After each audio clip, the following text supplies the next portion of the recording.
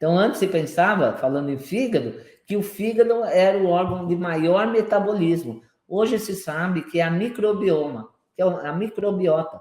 Então, o fígado realmente se regenera muito rapidamente. Mas a microbiota do intestino, principalmente, ela também ela muda muito rapidamente. Pode-se fazer o sequenciamento, né? Para quê? Para sequenciar as bactérias do intestino, que é o projeto microbioma, e dar a bactéria que está em deficiência, né? Você pode adequar as bactérias do seu microbioma de acordo com o que está em deficiência, né? Para tratar várias patologias. Mas não é bem assim que se trata. Então a pessoa fala, então vou tomar um probiótico. Até você vai na nutricionista e fala, você está ruim no intestino? Não vai ao banheiro todo dia, vai uma vez por semana, ou tem diarreia constante, eu vou te dar um probiótico. Não é assim que se trata, não. Você primeiro tem que limpar, primeiro tem que retirar, depois tem que reparar a parede do intestino, depois recolocar enzimas digestivas, depois é o reinocular, com pré e probióticos. O pré-biótico é a comida do probiótico. O que é probiótico? É a bactéria, as bactérias do bem. Então, não adianta você ficar querendo tratar com probiótico. Tem que ter uma sequência. No protocolo IDF, nós não vamos passar probiótico, porque isso já faz parte de uma consulta. Mas a gente vai fazer a primeira parte de tratar o seu intestino, que é o retirar. Tá? Retirar e já ir reequilibrando seu intestino com as limpezas. E já começa também tirando parasita. Então, a gente deve fazer dessa forma.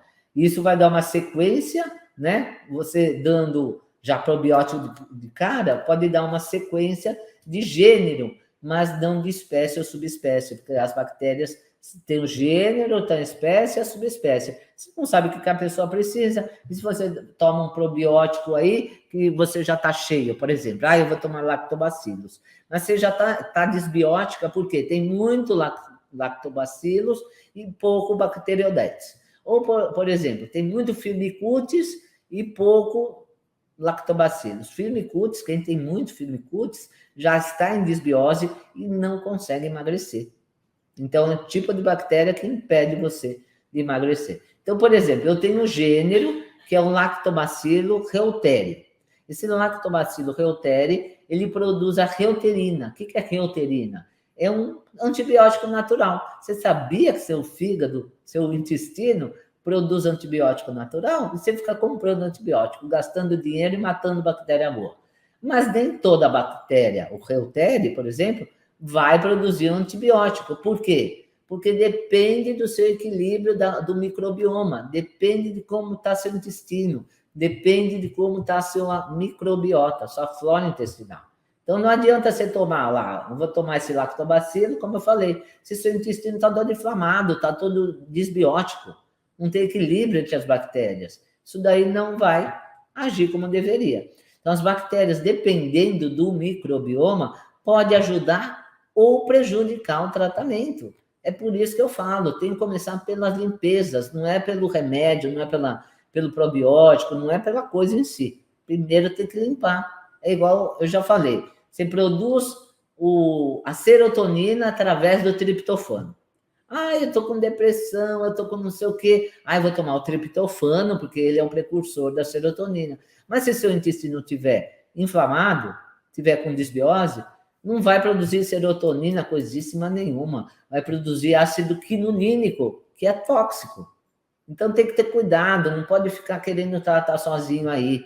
E a primeira coisa para tratar é fazer limpeza, né? Por exemplo, digoxina. É um remédio, não é? Minha avó tomava esse remédio. A digoxina para aumentar a força de contração do coração.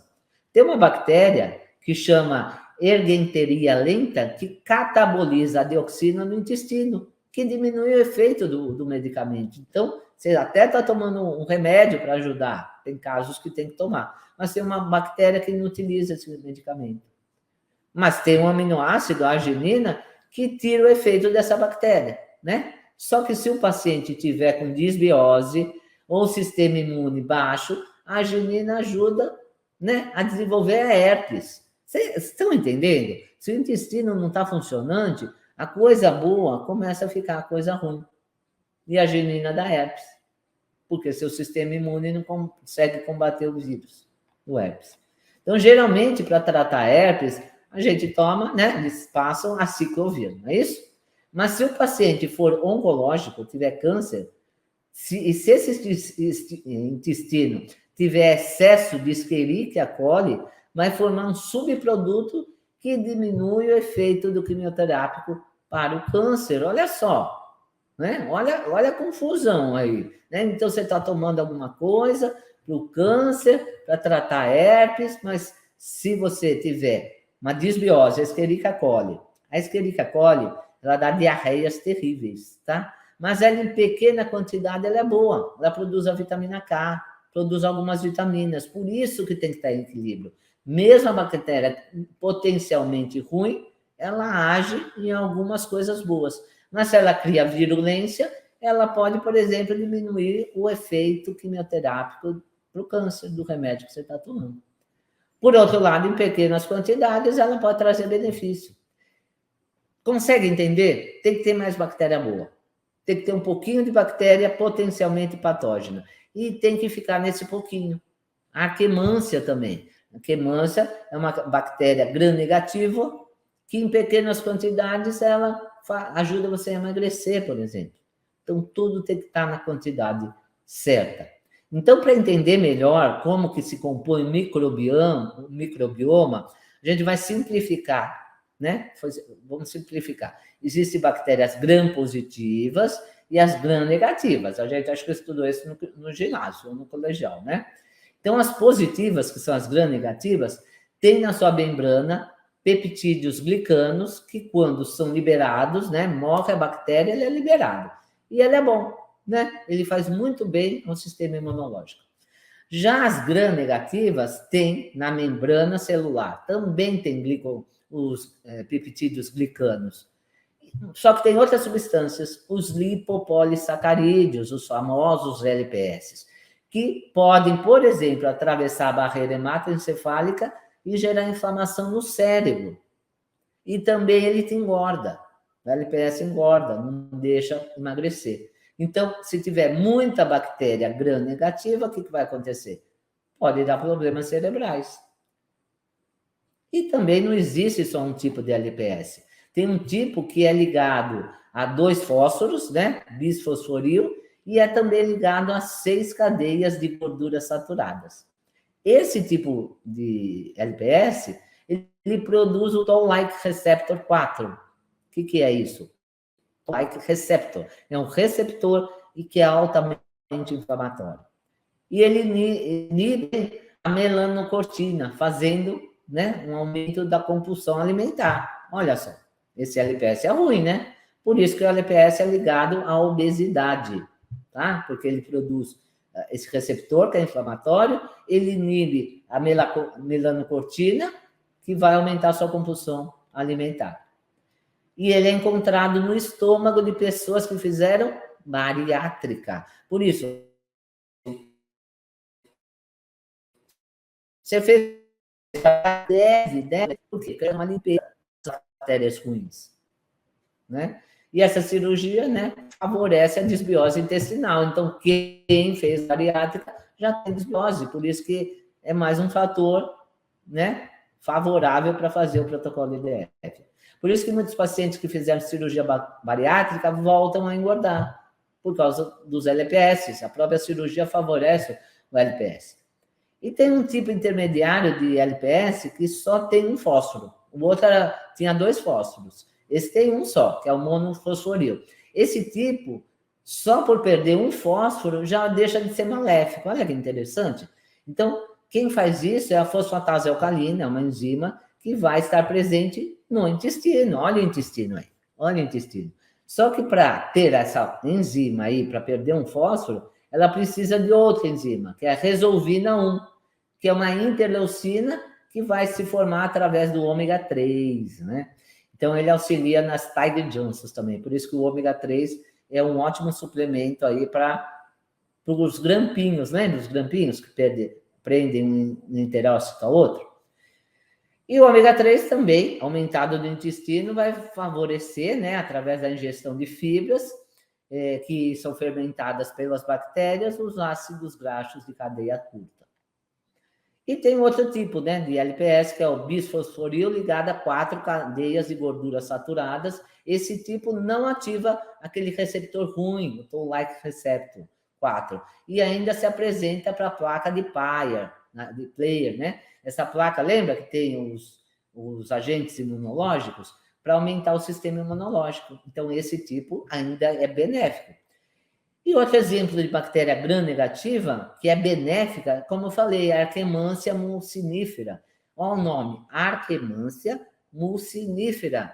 Olha o sobrenome dela, mucinífera. Ela produz o quê? Muco. Lembra daquele muco protetor que eu falei, que é benéfico?